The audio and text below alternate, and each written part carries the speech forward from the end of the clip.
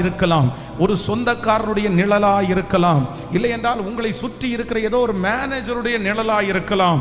ஆனால் ஆண்டவர் இன்று தீர்க்க தரிசனமாய் வாக்கு கொடுக்கிறார். அந்த நிழலை விட்டு இன்னொரு நிழல், பரமபிதாவினுடைய நிழல், உங்களை அழைக்கிறவருடைய நிழல், உங்களை ஆசீர்வதிக்கிறவருடைய அந்த நிழலுக்கு கர்த்தர் உங்களை கொண்டு வருவேன் என்று கர்த்தர் வாக்கு கொடுக்கிறார்.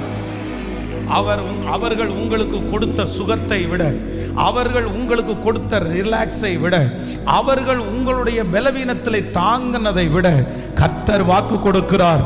இந்த முழங்கால் யுத்த ஜெபத்திற்கு பிற்பாடு உங்களுக்கு ஒரு விசேஷமான இது ஆமென், ஒரு நிழல் கிடைக்க போகிறது, ஒரு பாதுகாப்பு கிடைக்க போகிறது. அம்மாவுடைய நிழல் அல்ல, அது அப்பாவுடைய நிழல் அல்ல, அது பரம ராஜாவுடைய நிழல். கர்த்தர் சொல்லுகிறார்,